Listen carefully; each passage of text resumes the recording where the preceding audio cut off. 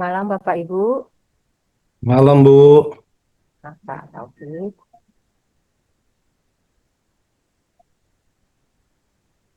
semua sudah hadir ya di Zoom-nya. Oke, sebelum saya teruskan, ini kita sudah 3 kali pertemuan ya. Barangkali ada yang mau ditanyakan atau ada yang mau didiskusikan, saya persilakan terlebih dahulu ya sebelum saya lanjut untuk materi. Jadi saya masih 1 kali pertemuan Bapak Ibu, jadi minggu depan saya pertemuan yang kelima. Ya, jadi sebenarnya jatahnya rata-rata sebenarnya 5-5 kali ya. Nah, cuma kemarin itu kata Buya dia 4 kali ya. Nanti di akhirnya biasanya dievaluasi. Cuman saya masih 1 kali pertemuan lagi dengan Bapak Ibu. Untuk tugasnya mungkin saya berikan minggu depan ya. Karena itu pertemuan yang kelima dengan saya, nanti dilanjutkan ke Bu Vera. Silakan Bapak Ibu kalau ada yang mau ditanggapi terkait dengan materi yang sudah saya sampaikan, karena saya akan melanjutkan lagi untuk materi kebijakan sumber daya alamnya ada. Silahkan barangkali ada yang mau didiskusikan atau ada yang mau ditanyakan atau saya lanjut ke materi.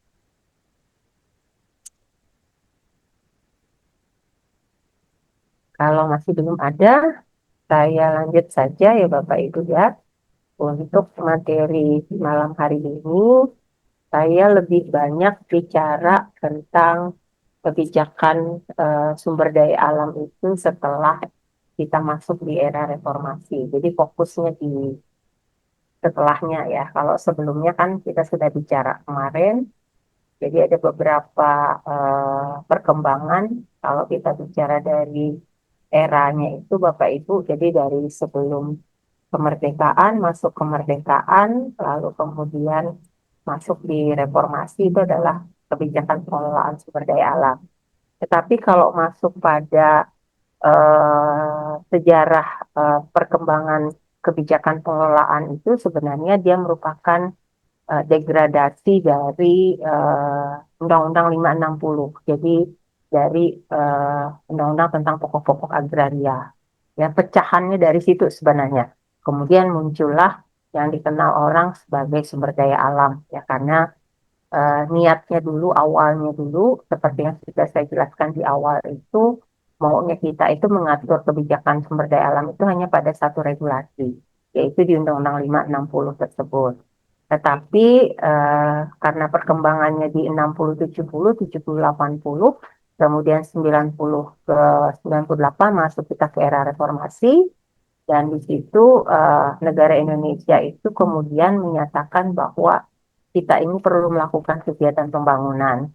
Nah, sementara kalau berpatokan pada Undang-Undang 560 itu kan sebenarnya dia general, Bapak Ibu ya. Jadi dia itu sifatnya umum. Jadi untuk spesifiknya bicara tambang, bicara hutan, bicara perkebunan itu belum belum sebenarnya diatur secara spesifik di Undang-Undang 560. Tetapi rohnya itu sudah di situ ya. Rohnya sudah ada di situ karena ada kaitannya dengan bumi, air, ruang angkasa dan kekayaan alam yang terkandung di dalamnya itu di bawah penguasaan negara, kemudian itu dipergunakan untuk sebesar-besarnya kemakmuran rakyat. Jadi di situ sebenarnya kalau kita bicara dari awal sejarah pengelolaan sumber daya alam. Jadi dia merupakan degradasi atau pemecahan dari Undang-Undang 560 terkait dengan peraturan dasar pokok-pokok agraria. Nah, malam hari ini saya mau sampaikan terkait dengan kebijakan pengelolaan sumber daya alam itu sedikit mereview ulang bahwa kalau kita bicara tentang kebijakan sumber daya alam itu, kemarin sudah saya jelaskan bahwa ada beberapa uh, realita empirik, ya, ada beberapa realita empirik di mana Bapak itu akan ketemu bahwa suka tidak suka kita ini dikatakan sebagai negara yang kaya, begitu ya, kaya akan sumber daya alam, tetapi kemudian Bapak Ibu melihat bahwa di uh, lapangannya itu banyak hal-hal yang kemudian justru tidak seperti atau tidak mencerminkan bahwa Indonesia itu dikatakan sebagai negara yang kaya akan sumber daya alam. Dan kemudian kalau kita lihat di faktor utamanya itu sebenarnya orang mengenalnya 4P itu ya. Jadi policy, bukan policy, pollution, kemudian property, kemudian pollution, kemudian policy. Jadi ada karena pertambahan jumlah penduduk, kemudian meningkatnya angka kemiskinan, kemudian juga akhirnya menimbulkan kerusakan dan pencemaran lingkungan, dan kemudian diimbangi dengan banyaknya aturan atau kebijakan terkait dengan sumber daya alam. Nah, kembali lagi fakta di lapangannya adalah ketika kemudian kita menganggap bahwa saat pun Indonesia itu kaya dengan sumber daya alam, tetapi kita melihat bahwa realitas empiriknya itu ada banyak sekali, misalnya ada kerusakan lingkungan, kemudian ada ketimpangan di sosial ekonominya, kemudian ada konflik berkaitan dengan agraria atau pertanahan yang kemarin juga sudah kita bahas dalam diskusi kita yang ketiga kemarin, yang namanya konflik agraria itu tidak akan kunjung tuntas. Nah, bahkan kemudian disampaikan yang namanya konflik agraria itu berkaitan dengan tanah itu karena tanah ini termasuk kategori sumber daya alam yang juga terbatas Bapak Ibu, yang kemudian nantinya seiring dengan 4P tadi yang sudah saya sampaikan, itu kemudian tidak akan mungkin bisa bertambah lagi ya, kecuali kalau kemudian manusianya sedikit, kemudian perkembangan kegiatan pembangunan itu sudah tidak ada lagi, mungkin saja kondisi di bidang pertanahan itu tidak akan terjadi konflik begitu ya. Karena kalau kita lihat di konsorsium pembaharuan agraria di Indonesia itu untuk konflik berkaitan dengan tanah itu selalu tinggi angkanya, bahkan tiap tahun itu kecenderungan meningkat. Walaupun sudah ada beberapa solusi kemarin yang sudah ditawarkan dengan banyaknya peraturan-peraturan pemerintah yang mencoba untuk menyelesaikan konflik-konflik terutama terkait dengan pengelolaan sumber daya alam. Nah, akibat-akibat yang terjadi itu adalah ketika kemudian Bapak Ibu misalnya ketemu di realita empiriknya itu terjadi kemiskinan di kawasan yang kaya akan sumber daya alam. Misalkan Bapak Ibu ketemu daerah penghasil tambang dan hutan, namun justru sering menjadi tempat atau kantong-kantong kemiskinan yang terbesar di Indonesia. Ya, kalau orang beranggapan bahwa Papua itu termasuk provinsi yang kaya karena memiliki misalkan cadangan emas yang cukup banyak begitu ya. Namun pada kenyataannya kita melihat di sana justru potret kemiskinan itu tetap ada ya. Nah, kemudian kerusakan lingkungan yang masif. Nah, kemudian menciptakan apa? Deforestasi, pencemaran air, udara, kemudian degradasi lahan, sehingga kemudian itu terus meningkat, kemudian ekspansi terutama di bidang industri itu juga semakin muncul ya. Dan itu juga pernah terjadi ketika kita pernah masuk pada masa revolusi industri. Jadi kita itu kan sudah pernah ada masa di mana revolusi satu, revolusi kedua itu cukup berpengaruh ya dengan aktivitas dari kegiatan industri yang kemudian itu menyebabkan terjadinya kerusakan lingkungan akibat apa? Akibat dari asap-asap pabrik yang kemudian cukup banyak pekat dan itu kemudian kemudian udara itu menjadi terganggu akibat dari kegiatan industri tadi. Lalu kemudian ketimpangan dalam penguasaan lahan. Jadi sebagian besar itu kan lahan produktif di mana yang kita lihat itu lahan produktif itu dikuasai oleh korporasi besar, sementara kemudian kita melihat bahwa rakyat kecil itu semakin kehilangan aksesnya, ya.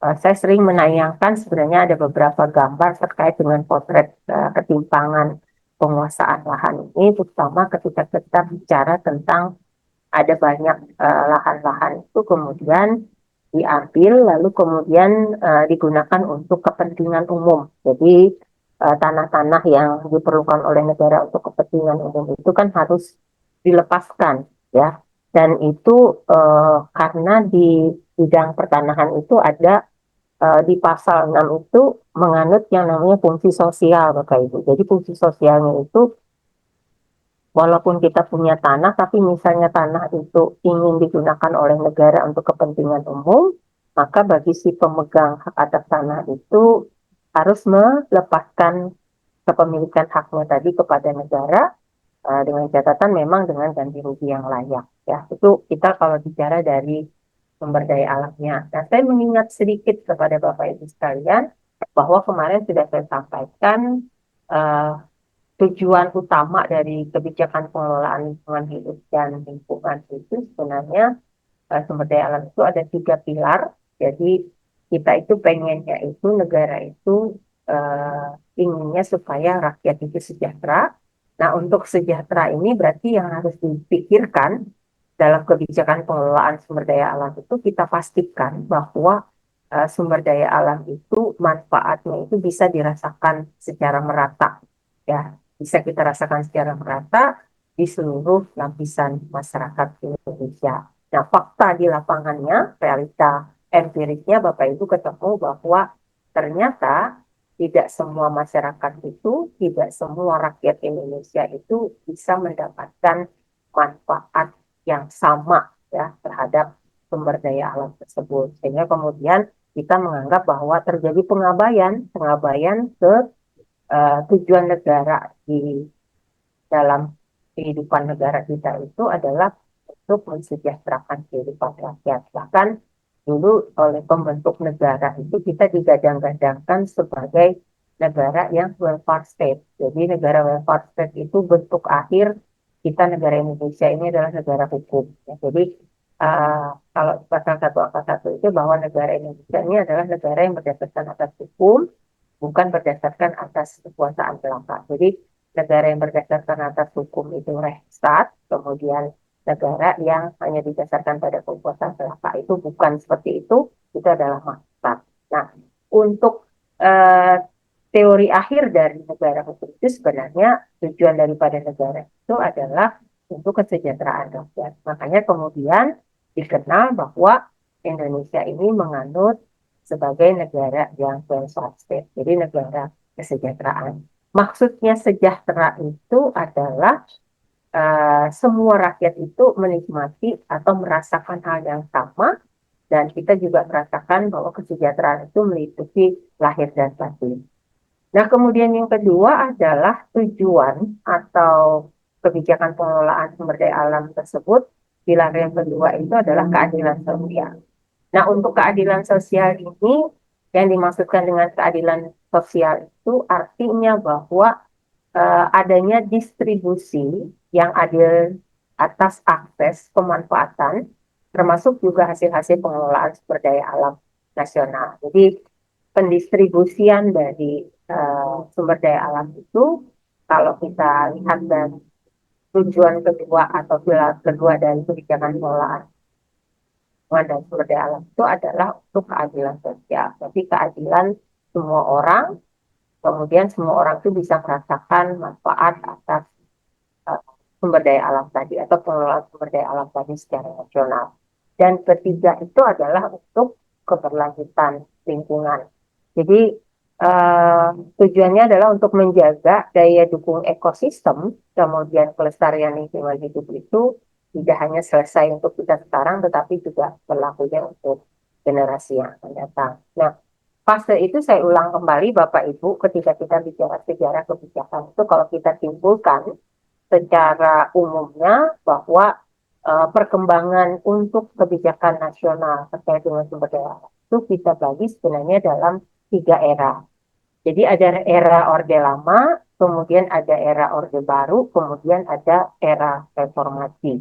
Tapi kalau Anda lihat berdasarkan periodisasi waktunya, nanti kalian akan ketemunya itu sebenarnya mulai muncul di 60-70, kemudian 70-80, kemudian 80-90, kemudian 90 ke 98. Jadi kalau bicara tentang sejarah itu, Bapak Ibu bisa melihatnya apakah sejarah itu terkait dengan regulasinya, atau masanya, atau periodisasinya, nah itu ada sendiri ya.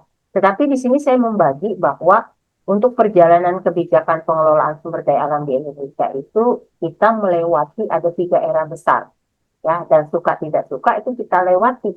Ketika kita masuk pada era Orde Lama, maka era Orde Lama itu berkembangnya di 1955. Oke ya, 1955 itu kita masuknya di era Orde Lama. Jadi di masa Presiden Soekarno pada waktu itu. Nah, di situ kita masuk sebelum menjelang Orde Baru, jadi semangat nasionalisme, pemerataan penguasaan tanah, kemudian melalui Undang-Undang 560 yang tadi sudah saya sampaikan, awal mulanya degradasinya itu dari Undang-Undang 560 tadi, yang kemudian kita harapkan itu bisa responsif, kemudian berwawasan kebangsaan, karena dulu tujuannya itu adalah untuk religiositas komunalistik. Jadi untuk kepentingan bersama, kemudian kita dasarkan bahwa yang namanya bumi air, ruang angkasa itu berasal dari Tuhan. Jadi tidak individualistik liberalis. Ya, jadi tidak untuk kepentingan orang per orang, ya, dan tidak menganut kebebasan di sini. Tapi kita menginginkan bahwa yang namanya sumber daya alam itu adalah karunia dari Tuhan Yang Maha Esa. Makanya kemudian dalam diktum menimbang di Undang-Undang 560 itu disebutkan bahwa bumi, air, ruang angkasa dan kekayaan alam itu adalah penguasaan negara dan kemudian itu digunakan untuk kepentingan bersama. Jadi nuansanya di situ sistem pengaturannya itu Bapak Ibu itu disebut dengan religiusitas komunalistik. Ya, jadi religinya kita percaya bahwa itu adalah karunia Tuhan, kemudian komunalistiknya itu adalah pemberian atau untuk kepentingan kita bersama. Nah kemudian setelah Orde Lama selesai, kita masuknya ke era Orde Baru. Jadi di era Orde Baru ini kita sudah masuk pada pemerintahan Presiden Soeharto, yang suka tidak suka kita ketahui bahwa beliau itu selama 32 tahun ya, pada waktu itu kalau tidak salah itu berapa periode ya, kalau itu dipilih 5 tahun sekali, karena memang amandemen Undang-Undang Dasar 45 kita pada waktu itu memang tidak menyebutkan bahwa ada periodisasi terkait dengan masa kepemimpinan seorang kepala negara pada waktu itu. Nah, ketika amandemen Undang-Undang Dasar 45 itu kemudian baru disebutkan bahwa untuk keberadaan presiden di Indonesia itu jangka waktunya 5 tahun dan hanya boleh 2 kali periode. Ya, itu dibunyikan setelah perubahan Undang-Undang Dasar 1945. Tapi yang sering saya ditanyakan itu adalah ketika berkaitan dengan usia, begitu ya. Kok bisa Bu, misalkan orang yang usianya belum 40 tahun tapi kemudian bisa menjadi presiden atau wakil presiden? Karena di Undang-Undang tentang penetapan kepala daerah itu, kepala negara, kemudian kepala daerah itu disebutkan bahwa usianya itu dengan 40 Betul. idealnya, ya, 40 tahun. Nah, tapi kembali lagi ketika itu kemudian Bapak Ibu sandingkan dengan Undang-Undang Hak Asasi Manusia, yang itu bertentangan Bapak Ibu ya. Karena di dalam Undang-Undang Hak Asasi Manusia itu bahwa setiap orang itu bebas untuk dipilih dan memilih dan tidak ada kriteria usia ya. Jadi itu di perdebatan begitu ya untuk yang undang-undang tentang pemilihan kepala daerah, kepala negara, kemudian dengan undang-undang hak asasi manusianya. Nah, di era Orde Baru itu, Bapak Ibu akan ketemu bahwa 32 tahun kekuasaan itu orientasinya memang modal asing. Karena di zaman itu muncul adanya undang-undang tentang penanaman modal asing. Dan muncullah beberapa investor yang kemarin juga sudah saya jelaskan pada waktu itu ketika beroperasinya ada sekitar 13 perusahaan asing yang bergerak di bidang pertambangan yang ternyata kemudian itu berada di kawasan hutan lindung. Nah, ketika Undang-Undang Kehutanan pada waktu itu keluar di 4199 dan dibunyi pasal 83 itu ya 83 itu 81 82A itu kemudian dilakukan perubahan dan kemudian diketemukan bahwa ada 13 perusahaan asing pada waktu itu yang sudah terlanjur beroperasi di kawasan hutan dengan model pertambangan yang terbuka. Nah, pada zaman itu karena sudah ada undang-undang kehutanan ya di 567 itu. Nah, kemudian ada undang-undang pertambangan di 1167 itu juga membuka pintu eksploitasi besar-besaran. Hanya saja di undang-undang tambang yang lama itu rezimnya bukan rezim izin Bapak Ibu, jadi rezimnya itu kontrak ya. Kalau kontrak itu kan posisinya untuk perjanjian tambang itu posisinya adalah kesepakatan kedua belah pihak.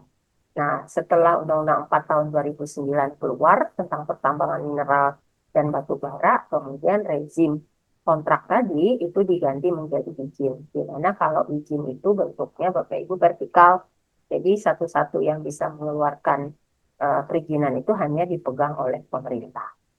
Nah, kemudian di era reformasi, nah di sini yang saya sampaikan justru lebih jor-joran Bapak Ibu, yang kemudian disebut dengan proliferasi.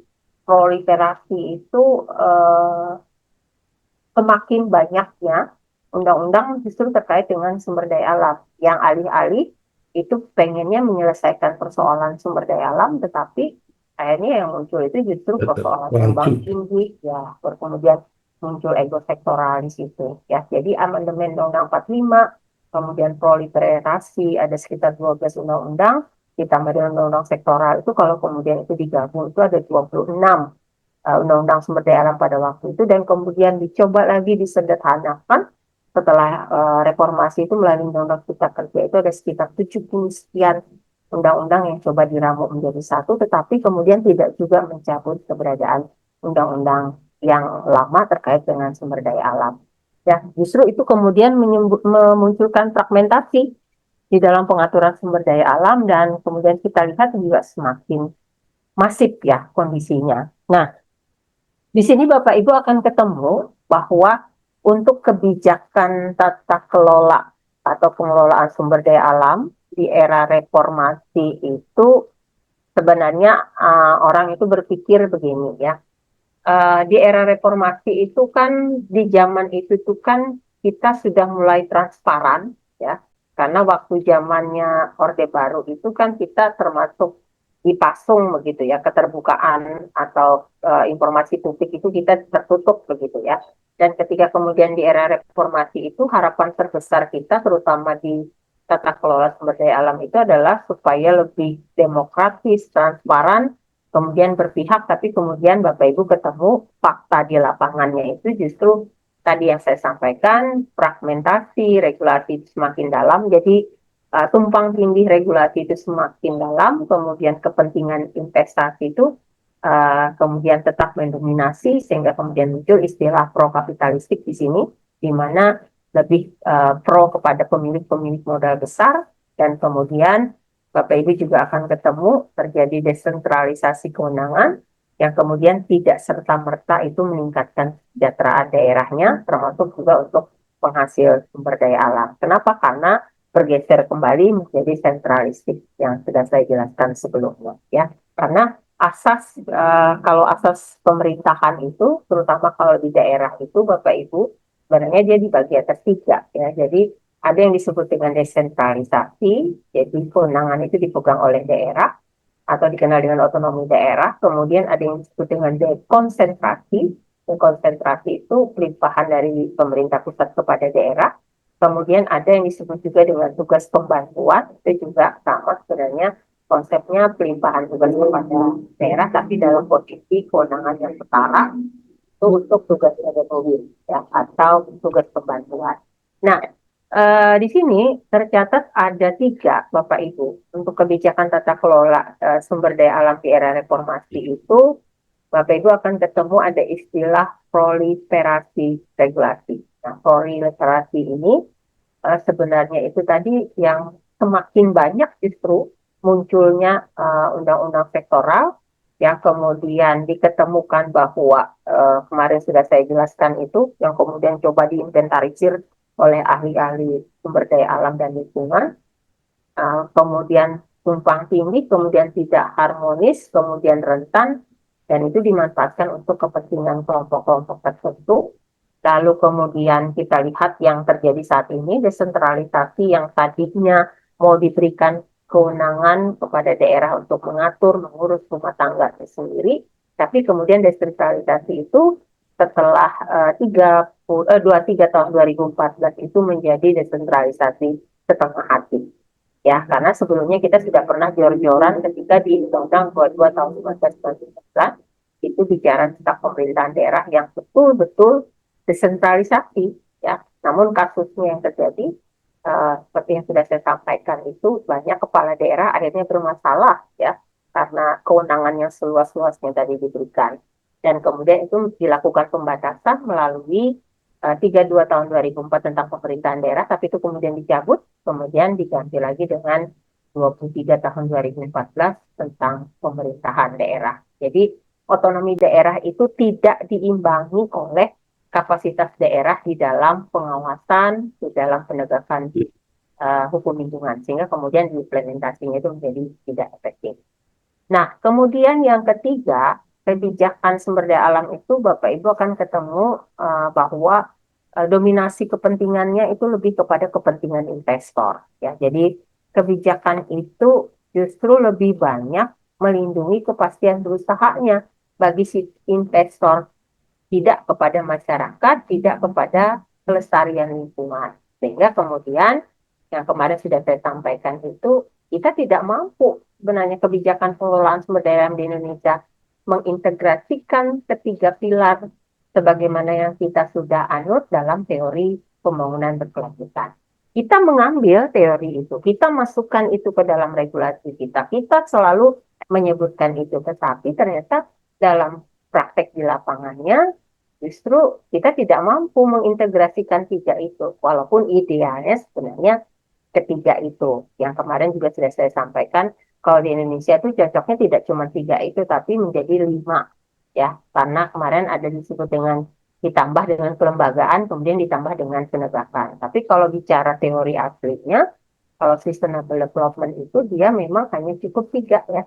Jadi mengintegrasikan tiga pilar utama itu untuk kepentingan uh, ekonomi, kemudian untuk kepentingan sosial dan budayanya, dan untuk kepentingan lingkungan. Ya. Nah, tetapi yang kita lihat saat ini dominasi kepentingan investor, sehingga kemudian jika dibandingkan dengan keberadaan masyarakat, kemudian pelestarian itu, ya itu tadi kembali yang kita sudah atur itu ternyata dalam fakta lapangan itu tidak seperti yang diatur tadi. Pertanyaannya adalah kenapa? Kan begitu ya Bapak Ibu ya.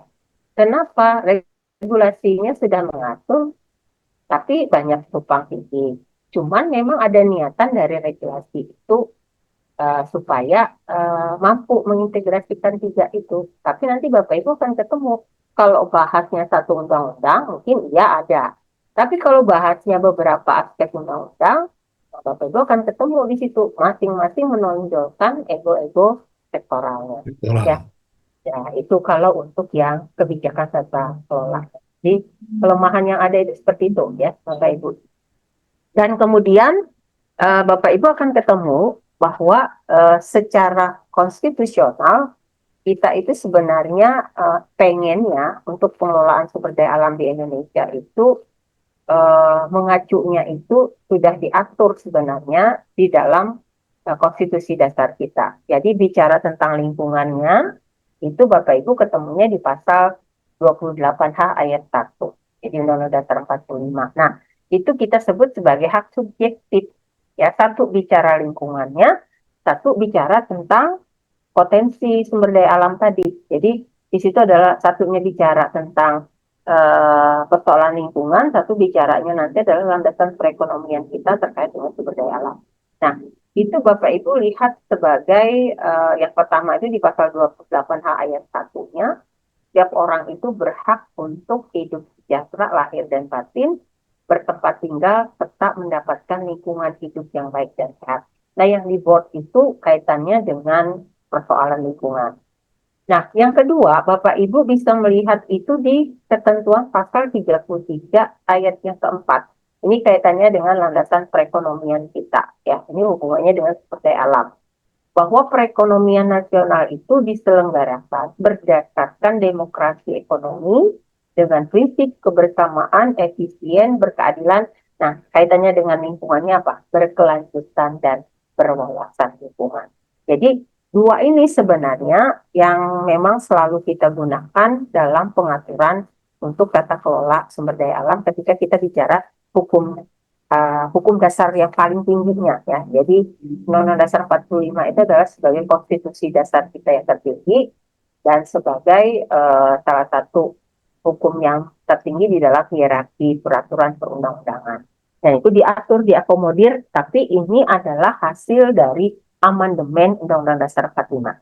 Ya. Kalau Bapak Ibu cek yang di ketentuan Undang-Undang Dasar yang asli, ya ini nggak ada dibunyikan yang seperti ini. Ini adalah hasil dari amandemen Undang-Undang Dasar 45 ya. Baru muncul begini ya. Kalau dulu itu mungkin kalau di hak subjektif ini atau tentang hak asasi manusia itu dia cuma 3 ayat ya Bapak Ibu. Nah, kalau sekarang itu dari 28 huruf A sampai dengan huruf I itu bicaranya tentang hak asasi manusia, tapi di dalamnya itu masih ada poin-poinnya lagi. Nah, untuk pasal perekonomiannya dulu itu hanya ada 3. Jadi pasal 33 itu hanya ada 1, 2, dan 3.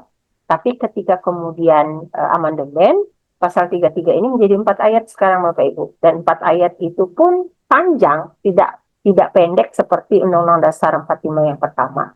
Ini adalah hasil-hasil amandemen terutama ketika kita masuk setelah pasca reformasi ya. Ini kalau kita bicara kebijakan pengelolaan sumber daya alamnya.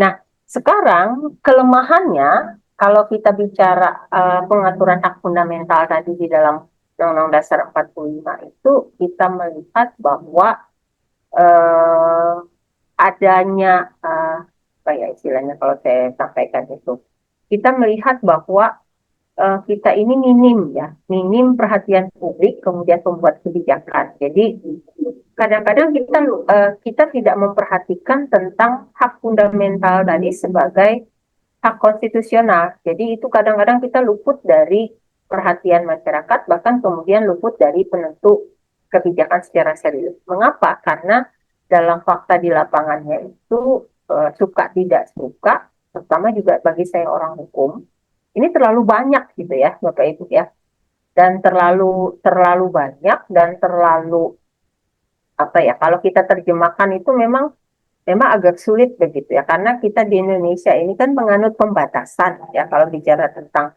hak fundamental itu. Jadi kita itu bicara hak di Indonesia itu kita tidak bebas begitu ya. Beda kita dengan konsep negara Amerika. Kalau di Amerika itu mereka liberalis ya, liberalis itu dia menganut paham kebebasan. Jadi segala sesuatu itu kemudian kalau itu melanggar haknya, nah mereka protes begitu. Nah, kalau di Indonesia itu hak itu diatur, tapi kita dibatasi gitu ya.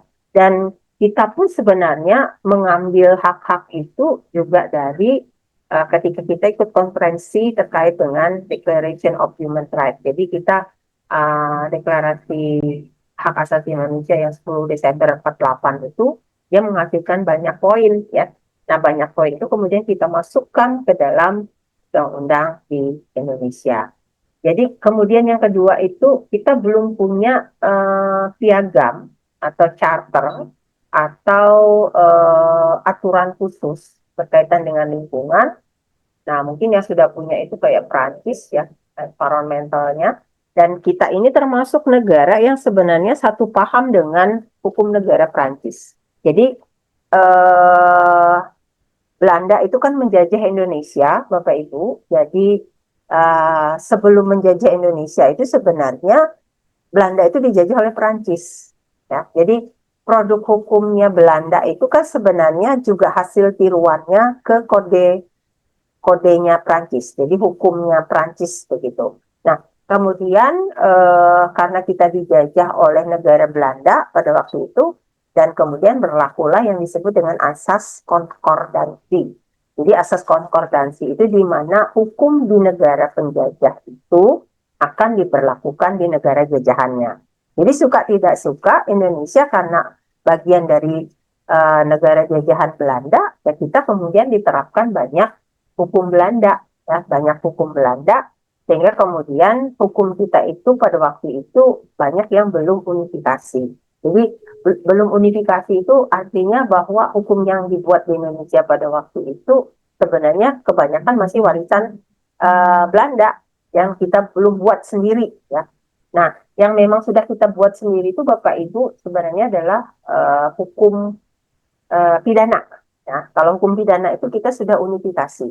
Tapi kayak hukum perdata begitu ya, kita bicara ganti rugi itu kalau mekanisme beracaranya itu kita masih pakai hukum dari pemerintah Hindia Belanda ya. Jadi masih warisan Hindia Belanda. Ordonasi gangguan itu juga Bapak Ibu masih bentuknya adalah dari warisan Hindia Belanda yang sebenarnya waktu dibuat Undang-Undang 32 tahun 2009 itu dalam naskah akademiknya itu sebenarnya tidak dipakai lagi. Jadi di 32 itu rekomendasinya sebenarnya kita menggunakan HO itu atau Hinder ordonansi atau ordonansi gangguan itu sebaiknya tidak kita gunakan ya.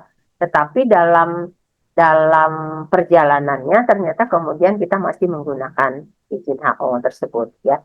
Nah, itu yang perlu saya sampaikan karena sistem hukum Indonesia itu adalah Eropa kontinental, jadi kita berbeda dengan Australia, Bapak Ibu, kita berbeda dengan Amerika, kita berbeda dengan Inggris. Kalau mereka kan paham hukumnya itu mereka menganutnya Anglo-Saxon, dan itu biasanya dianut oleh negara-negara common law. Jadi negara-negara persemakmuran lah. Tapi kalau Indonesia, kita tidak menganut Anglo-Saxon, kita menganutnya Eropa kontinental atau civil law, dan civil law ini biasanya diikuti oleh negara Belanda, Prancis, dan negara-negara koloninya pada waktu itu. Dan kemudian yang ketiga adalah tanpa kewajiban negara yang tegas. Jadi hak subjektif itu kalau Bapak Ibu lihat itu di Indonesia itu memang tidak diatur kewajiban negara itu secara eksplisit, ya. Kemudian preambulnya terlalu umum. Jadi preambul itu pembukaan Undang-Undang Dasar 45 kita itu sifatnya terlalu umum sehingga sulit untuk dipahami sebagai kewajiban negara, dan kemudian Bapak Ibu juga melihat bahwa kalau kita bicara yang namanya penguasaan negara itu di tempat kita itu tidak bicara sebagai pemilik ya, hanya menguasai ya. Pemilik yang sesungguhnya itu bukan negara, tetapi pemiliknya adalah bangsa Indonesia. Nah, real yang di lapangan yang terjadi saya sampaikan tadi ini adalah wajah kemiskinan, kemudian kita ketemukan ada ketimpangan ekonomi pusat dan daerah, apalagi kalau kita mau dikeluarkan undang-undang tentang hubungan keuangan pusat dan daerah ya. Ini yang bikin setiap daerah nanti apa ya istilah saya itu agak berbahaya ya untuk wilayah-wilayah yang PAD-nya mungkin tidak terlalu besar begitu ya. Kalau itu jadi diberlakukan, diundangkan, lalu kemudian itu diberlakukan, maka untuk wilayah-wilayah yang kemudian tingkat pendapatan asli daerahnya itu akan bergejolak begitu ya, terutama di dalam pembiayaan eh, negaranya. Nah, kemudian yang masuk lagi adalah ketika kita bicara tentang pengelolaan sumber daya alam itu setelah era reformasi itu adalah korupsi. Ya. Jadi korupsi berkaitan dengan tata kelola sumber daya alam. Tapi ini lebih banyak ranahnya pada ranah perizinan, Bapak Ibu ya. Sehingga kemudian yang terjadi pada waktu itu adalah banyak kasus-kasus korupsi terutama di sektor sumber daya alam, dan itu kemudian mengakibatkan kerugian negara, nah kemudian menghancurkan ekosistem, kemudian mengorbankan masyarakat yang semestinya dilindungi hukum. Nah, biasanya kalau berkaitan dengan kasus korupsi ini sasarannya itu kalau di pasal 3 ya agak berbahaya Bapak Ibu ya, Undang-Undang Tipikor. Karena kalau di pasal 3 Undang-Undang Tipikor itu dia lebih kepada kejahatan jabatan. Jadi kalau yang namanya kejahatan jabatan itu kalau itu terbukti dia melakukan korupsi, maka yang bersangkutan itu akan diberhentikan tidak dengan hormat. Ya. Walaupun nanti Bapak Ibu ketemu bahwa orang yang bersangkutan itu memang mungkin saja dia tidak menerima uangnya atau mungkin saja dia tidak menikmati uangnya, tetapi karena jabatannya dia dianggap bertanggung jawab atau dianggap tahu akan hal tersebut, apalagi kemudian memperkaya orang lain atau kemudian menimbulkan kerugian negara, maka orang yang karena kejahatan jabatan itu akan diberhentikan tidak hormat. Kalau pasal 5 itu lebih kepada medepikte ya Bapak Ibu, jadi lebih kepada keikutsertaan. Ya, jadi turut serta untuk melakukan perbuatan tersebut. Ya, ini yang di, dilakukan terhadap korupsi. Nah, tapi eh, kita punya data begitu ya dari KPK terkait dengan korupsi di bagian sumber daya alam ini. Cuman kan saya tidak perlu menyampaikan di sini ya, karena itu biasanya nanti dengan kami orang hukum.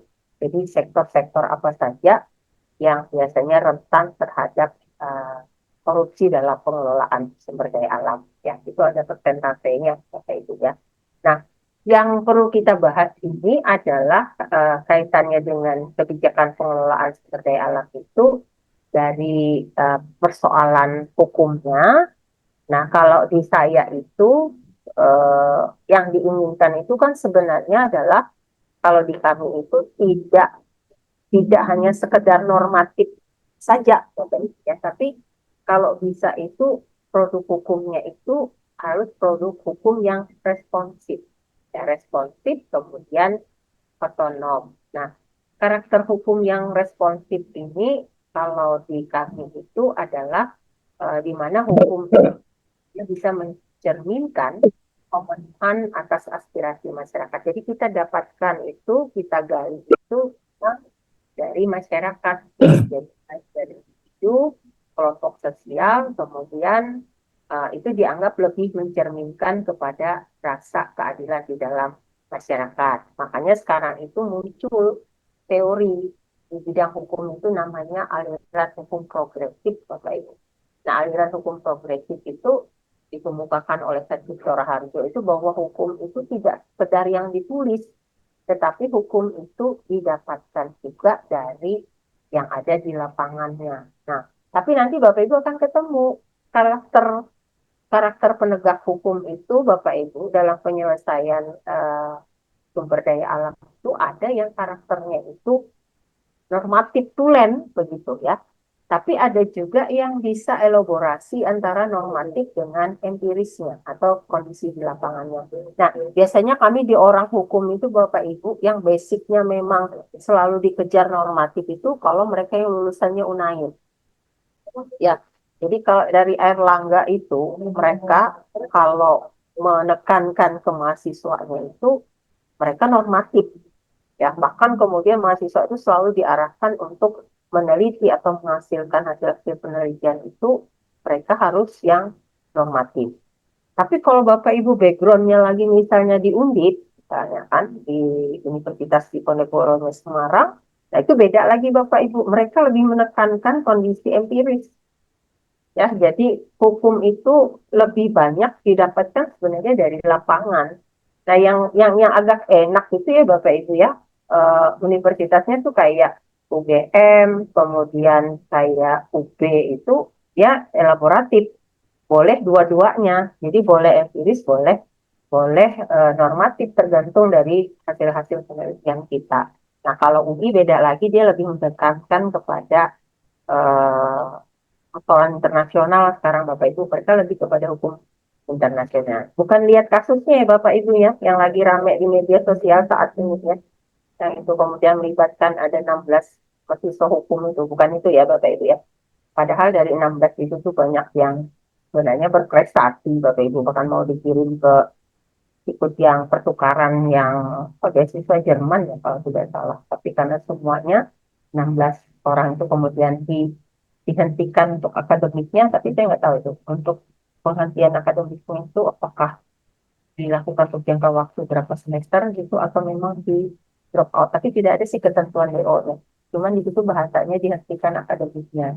Kasus sebelumnya memang terjadi juga di UI itu, tapi dia 2 semester, berarti 1 tahun ya, dibukukan dulu untuk kegiatan akademiknya. Jadi dia tidak boleh berkuliah, tidak boleh berkegiatan, itu salah satu bentuk penghukumannya ya, karena yang kasus kemarin itu.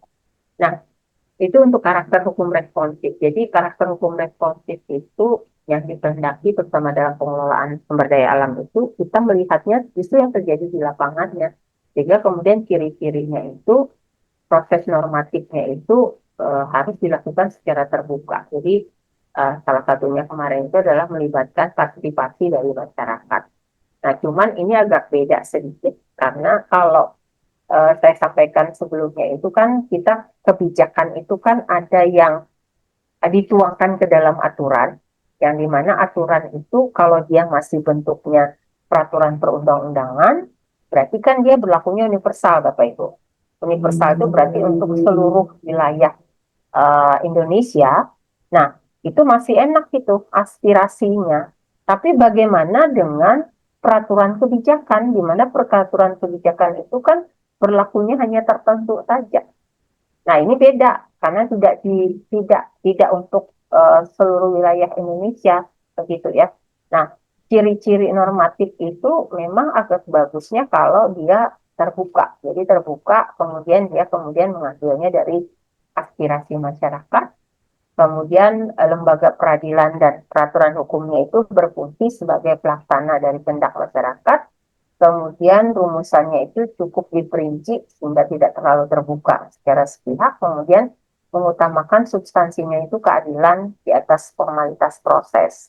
Nah, ada pernah ditanyakan begini, yang namanya produk hukum itu, atau kemudian undang-undang sumber daya alam itu, atau kemudian undang-undang sektoral itu kan produknya kan tidak murni lagi produk hukum, tapi itu merupakan produk politik. Kenapa? Karena pengesahannya itu dilakukan oleh pemerintah bersama dengan DPR, begitu ya Bapak Ibu ya.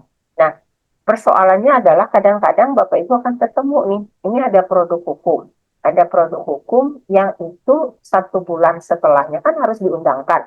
Ya, ketika kemudian dibahas, disepakati, harus terbitkan 30 hari setelahnya.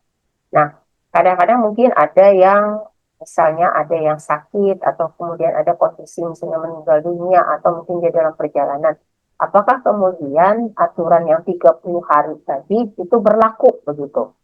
Yang dalam tanda kutip itu kan belum ditandatangani ya Bapak Ibu ya. Nah, kalau di kami itu tetap berlaku ya, setelah 30 hari tadi diundangkan itu tetap berlaku walaupun belum ditandatangani oleh kepala negaranya. Kenapa? Karena sudah disepakati itu, ya. Jadi sudah disepakati dan karena sudah dasarnya sepakat tadi, maka undang-undang itu akan berlaku. Untuk proses administrasinya berkaitan dengan tanda tangan itu bisa dilakukan kemudian, ya.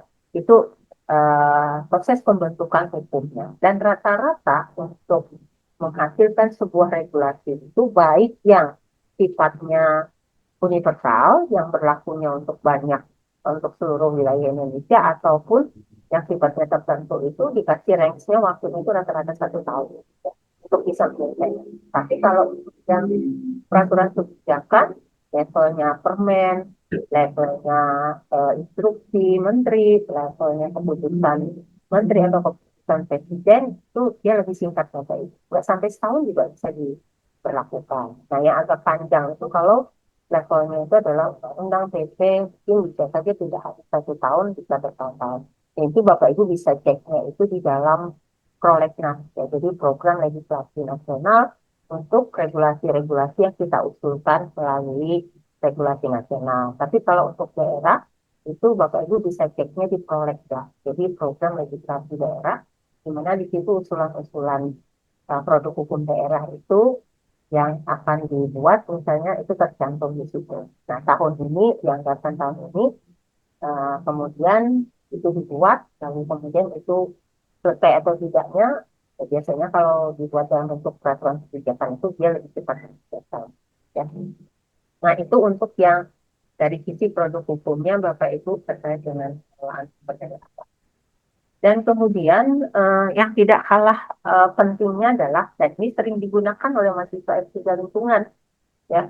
Biasanya yang kita anut itu adalah prinsipnya good governance dengan good environmental governance. Jadi prinsip good governance dengan good environmental governance ini biasanya pasti digunakan oleh Bapak Ibu kalau dia mengangkat tulisan-tulisan lingkungan, ya. Terutama kalau tulisan lingkungan itu mengangkatnya, mengarahnya kepada keberlanjutan lingkungan, ya, karena fokusnya itu nanti adalah pemerintahan yang baik, kemudian pemerintahan yang orientasinya itu terhadap lingkungan.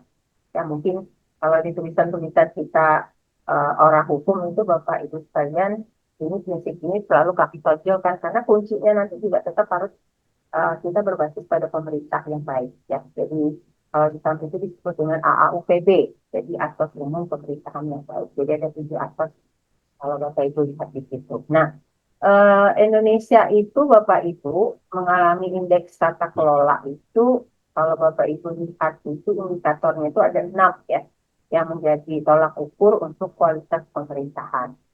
Yang pertama itu adalah voice and accountability. Jadi voice and accountability ini dia mengukur partisipasi masyarakat, kemudian kebebasan berekspresi, berserikat, dan kebebasan pers. Ya. Kemudian yang kedua itu political stability-nya, jadi kemungkinan instabilitas politik, kemudian tindak kekerasan, kemudian ancaman teroris. Ya. Itu parameternya untuk bisa mengukur bahwa pemerintah itu memiliki prinsip yang good governance dan good environmental governance. Kemudian yang ketiga itu government effectiveness, ya. Ini adalah kualitas dari layanan publiknya, kemudian independen dari kepentingan politik, kemudian kredibilitas kebijakannya, kemudian regulatory quality-nya, ini kemampuan pemerintah itu memformulasikan, kemudian dia mengimplementasikan regulasi, kemudian rule of law-nya atau peran hukumnya itu, jadi kepercayaan terhadap institusi, menghormati kontrak, kemudian kepercayaan kepada polisi dan pengadilan, kemudian kontrol terhadap korupsi. Jadi persepsi sejauh mana kekuasaan publik itu dijalankan untuk kepentingan pribadi dan uh, kalau kita lihat itu lebih mengutamakan kepentingan umum daripada kepentingan pribadi. Tetapi parameter ini biasanya itu digunakan indikator ini ketika Bapak Ibu melihat dari WGI, ya. Jadi WGI itu ada standar kita disebut sebagai pemerintah yang baik atau pemerintah yang kecenderungannya adalah orientasinya kepada lingkungan, ya. Ini kalau kita kaji dari teoritisnya, ya, untuk supaya pengelolaan sumber daya alam di Indonesia itu bisa berjalan dengan baik. Selain yang kemarin,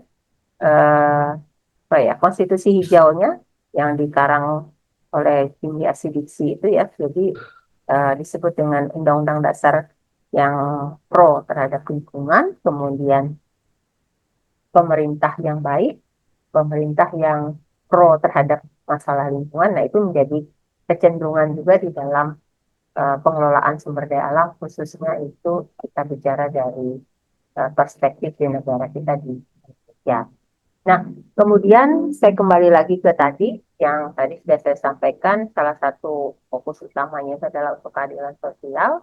Nah, untuk keadilan sosial itu memang basisnya itu kita tidak jauh, ya. Jadi di pasal 33, kemudian sila kelima Pancasila itu termasuk kategori berkeadilan sosial yang dimaksudkan, ya. Jadi berkeadilan sosial yang dimaksudkan tadi supaya pengelolaan kita itu kecenderungannya, ya, merata tadi, ya, untuk kepentingan bersama sebagaimana sudah disampaikan di awal-awal perkuliahan kemarin. Nah, jadi untuk keberlanjutan lingkungannya dari 3 pilar tujuan utama tadi, kemudian tanggung jawab kita terhadap masalah industri itu juga kecenderungannya kita bicara tentang krisis ekologi, kemudian bukunya Rehal Kerten, ya, yang kemarin mereka jelaskan di Silent Spring, dan kemudian ini adalah 4 pilar konstruksi dalam kebijakan sumber daya alam dari beberapa hal yang tadi sudah saya ulas itu, jadi menurut para ahli itu bahwa eh, ada konstruksi baru ya setelah Hmm? reformasi itu Terus kebijakan apa? tata kelola dan Dulu itu aja suku tuh. menjadi Yang nyawa itu aja sih.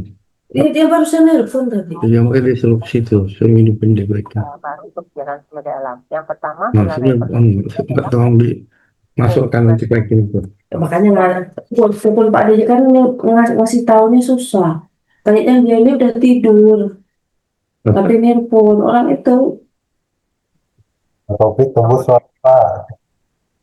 Dia mama yang nelfon Pak Dede. Siapa ini? Kandang.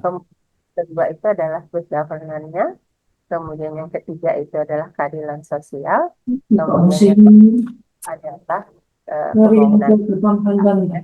Jadi dikonstruksikan lagi oleh beberapa ahli di bidang lingkungan, kemudian di bidang sumber daya alam itu eh, konstruksinya itu adalah penegakan hukum lingkungannya atau penegakan hukumnya, tetapi lebih kepada hukum yang responsif dan progresif.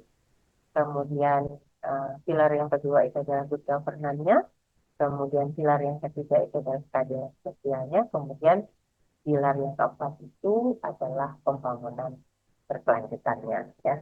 Itu Bapak Ibu yang bisa saya sampaikan dulu sebelum saya lanjutkan di ini tadi yang sudah saya sampaikan. Jadi degradasi UUPA-nya ya, ada desolen, ada daseinnya Bapak Ibu ya. Ini adalah disharmonisasi undang-undang sumber daya alamnya yang tadi kita sebut sebagai proliferasi tadi ya. Jadi ada banyak struktur undang-undangnya yang itu berawalnya dari degradasi Undang-Undang 560 di mana dulunya Undang-Undang 560 itu adalah yang seharusnya ya. Jadi yang seharusnya itu kita sebut dengan dastolennya, tapi kemudian dastainnya fakta di lapangannya terbitlah beberapa undang-undang sektoral. Itu juga sudah saya jelaskan di minggu kemarin ya. Jadi kalau dipecah itu 26 undang-undang ini kemudian dikaji menjadi 5 kategori utama, dan nanti Bapak Ibu akan ketemu, kita akan melihat nanti itu ada 5 prinsip utama yang harus dipenuhi kalau kita mau mengembalikan kebijakan pengelolaan sumber daya alam itu ke TAP MPR 9 tahun 2001 ya, tentang pembaharuan sumber daya alam dan hukum agraria. Jadi dari beberapa aspek dari prinsip TAP MPR itu Bapak Ibu dia punya 99 indikator dari 5 prinsip utama TAP MPR itu, kemudian diketemukan itu ada 5 ya kaitannya dengan sumber daya alam itu. Yang pertama itu adalah prinsip NKRI, kemudian demokrasi, keadilan, keberlanjutan dengan kepastian hukum. Tapi ini saya jelaskan nanti di minggu depan karena ini berkaitan dengan regulasinya yang tadi sudah saya sampaikan, proliferasinya tadi ya. Jadi tumpang tinggi dalam pengaturan sumber daya alam.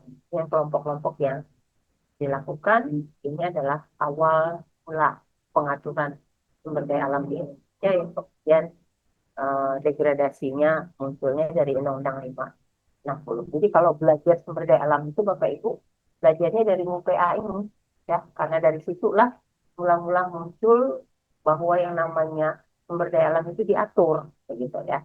Diatur dan pengaturannya itu dikuasakan kepada negara. Nah, pengaturan itu kemudian yang tadinya mau disatu ini kemudian pecahnya di realitanya, di desainnya. Kalau di kami itu dasolen desain, dasolen itu yang seharusnya, berarti yang seharusnya itu kan hanya ada di Undang-Undang 560, tapi dalam kenyataannya kemudian muncullah undang-undang sektoral yang kemudian juga mengakomodasi investasi dan pertumbuhan ekonomi. Ya, jadi UPA-nya di sini kemudian disederhanakan lagi supaya dikembalikan setelah era reformasi itu melalui TAP MPR 9 tahun 2001.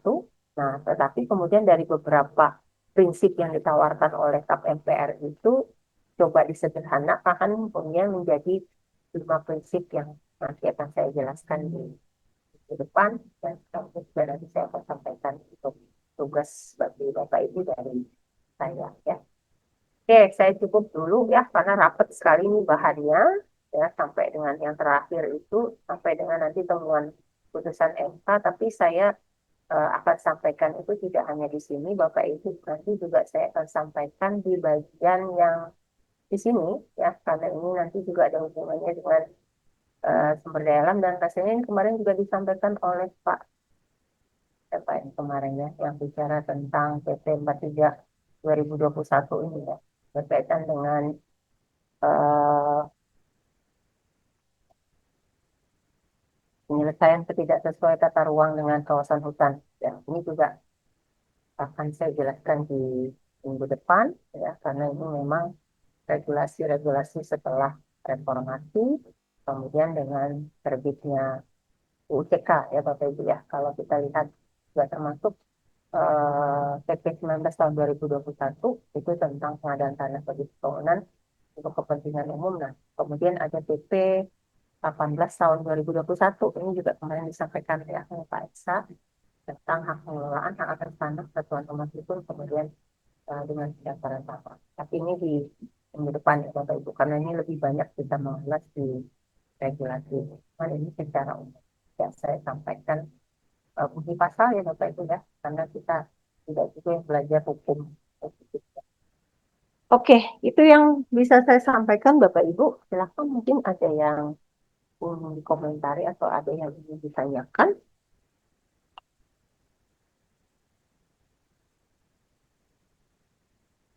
Sambil buat dulu absensinya. Ada nggak Bapak Ibu yang mau ditanyakan? Kalau saya bertanya nih Bapak Ibu, boleh nggak saya tanya? Tapi ini kaitannya dengan teknologi ya Bapak Ibu ya. Eh, kita punya undang-undang Bapak Ibu. Undang-undang itu kaitannya dengan persoalan geospasial ya Bapak Ibu ya. Nah, bagaimana menurut Bapak Ibu kaitannya geospasial ini dalam konteks sumber daya alam? Ya, terutama katanya nih ya, katanya geospasial itu kan untuk memetakan, kemudian untuk menganalisis, kemudian juga untuk mengelola sama memantau, begitu ya. Itu pada kondisi yang bagaimana yang Bapak Ibu pahami ketika kemudian muncul ada undang-undang geospasial karena potensi-potensi semacam itu kan kalau itu bisa dipetakan begitu ya. Nah, kondisinya itu kan kapan itu bisa kita lakukan atau kita gunakan dengan model ini? Apakah itu berlakunya sebelum undang-undang ini itu bisa kita lakukan pemetaan semacam itu atau hanya ketika kemudian terbitnya itu atau pada situasi tertentu ketika itu sudah diverifikasi betul terkait dengan sumber daya alam. Barangkali itu yang kita saya tanyakan kepada Bapak Ibu karena katanya ini kan teknologi yang mampu memvisualisasi istilahnya memvisualisasikan begitu ya terkait dengan kondisi-kondisi. Nah, benar nggak ya Bapak Ibu sekalian? Ini cerita ya, saya nggak tahu kebenaran. Jadi ada teman, jadi dia seorang lawyer. Nah, jadi seorang lawyer di Amerika, tapi dia tidak pada posisi di Amerika. Teman saya itu adanya di San Francisco, tapi saya nggak tahu dia betul atau tidak ya. Jadi dia mengatakan bahwa satelit mereka di sana dari HP-nya saja dia bisa tahu misalnya posisi saya ada di sana dan dia juga tahu katanya di tempat kita itu ada beberapa potensi sumber daya alam. Saya nggak tahu dia betul atau tidak ngomongnya seperti itu. Ya karena sebenarnya dia juga bukan orang asing begitu ya. Dia juga adalah warga negara Indonesia, tapi ketika zamannya Lengsernya Soeharto waktu itu, waktu kerusuhan 13-14 Mei, kebetulan mereka ini adalah termasuk etnis Tionghoa yang waktu itu juga melarikan diri dan mereka pergi ke Singapura. Kemudian dari Singapura dia ambil sekolah lagi di Amerika dan di Amerika sekarang posisi dia adalah sebagai pengacara negara ya di salah satu negara bagian di Amerika. Jadi ketika kemudian dia kembali kontak ke saya, dia sampaikan bahwa, oh posisi kamu di sini ya. Oh itu banyak sekali dia bilang sumber daya alam ya. Dari mana tahunya? Nah, saya bisa baca dari sini. Cuma saya nggak tahu seperti apa. Apakah yang dimaksudkan itu seperti itu ya, kalau kita bicara geospasial? Silahkan Bapak Ibu. Ini jurusannya penginderaan jarak jauh kan? Atau geografi gitu. Kan ada ya yang jurusannya gitu ya. Santas ya. Sama Bu Reri itu apa? Ilmu Iya, lingkungan. Bu.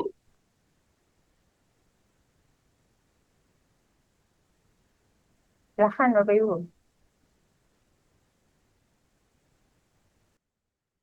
Izin, Bu.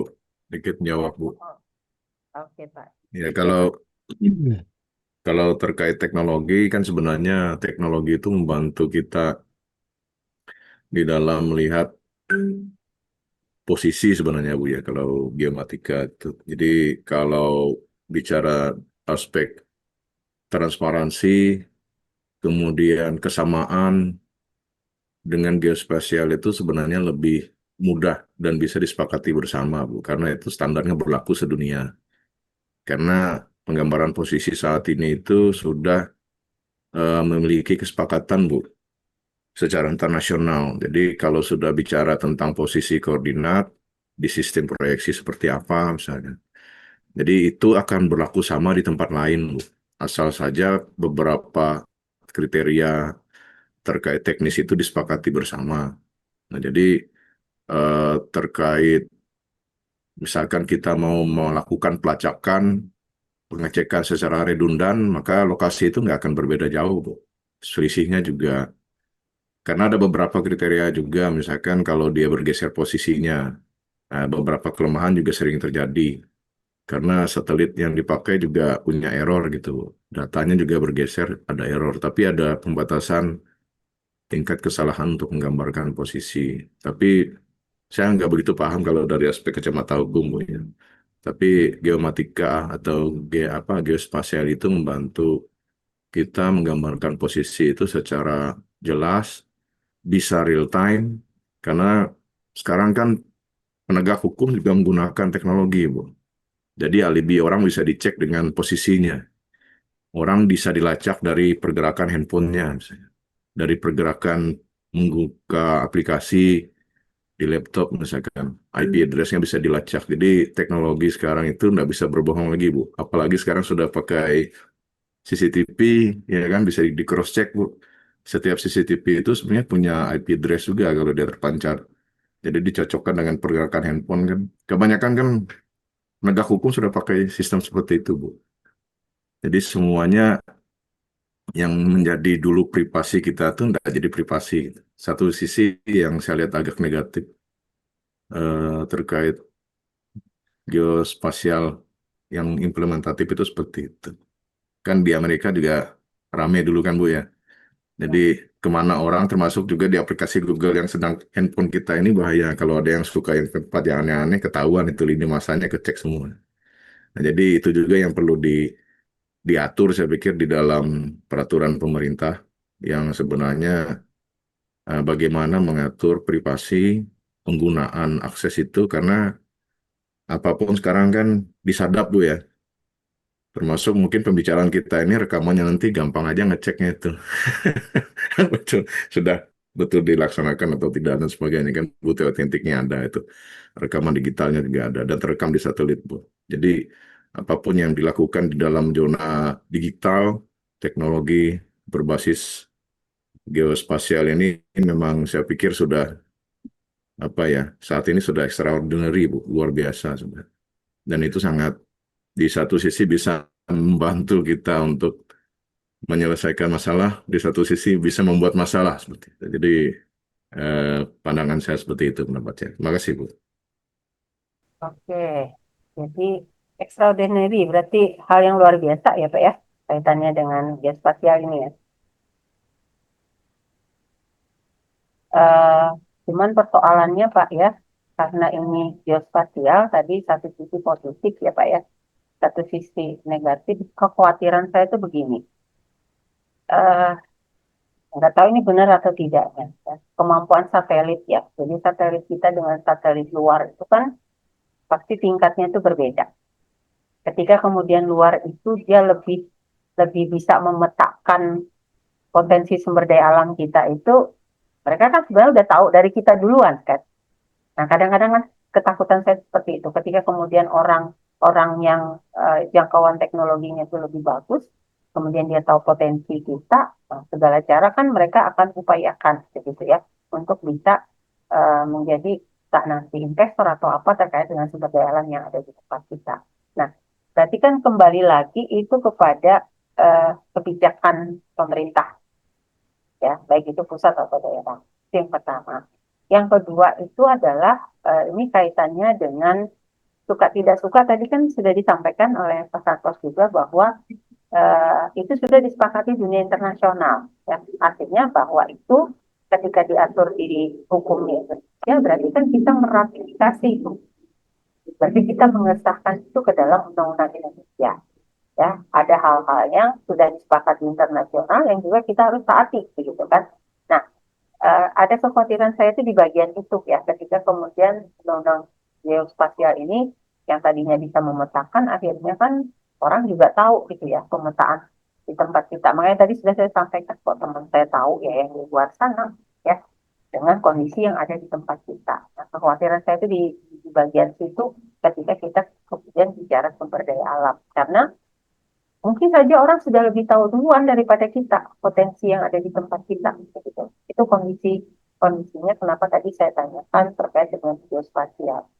Kita mengadopsi, kita mengikuti ketentuan, tetapi itu tadi, apakah itu kemudian nanti ujungnya apakah mungkin nanti merugikan atau tidak. Terutama ketika komitmen kebijakan pengelolaan sumber daya alam kita itu tadi tidak mampu mengintegrasikan tiga ini.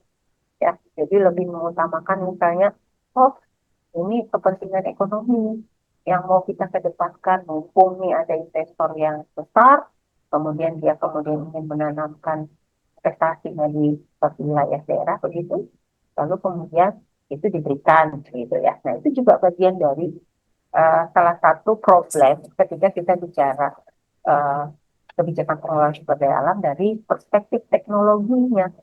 Ya, karena teknologi ini suka tidak suka tadi sudah disampaikan, itu juga bagian dari kita untuk bisa memetakan kondisi-kondisi berkaitan dengan sumber daya alam. Ya, terutama kemarin juga sudah saya jelaskan ya, kesulitan kita itu adalah ketika kemudian kita menginventarisir terkait dengan tanah. Ketika tanah itu sebelumnya 2000 ke bawah itu tidak menggunakan titik koordinat. Jadi hanya berdasarkan kepada orang yang berada di depan, muka, belakang, dan samping. Ya. Sementara kadang-kadang Bapak Ibu akan ketemu orang yang berbatasan itu mungkin sudah bukan itu lagi ketika itu dibuat dalam bentuk surat tanahnya begitu ya. Dan ketika kemudian diinventarisir itu sudah bukan lagi. Nah, itu kesulitannya di 2002 ke bawah ya, terutama kita di Kalimantan Tengah ya.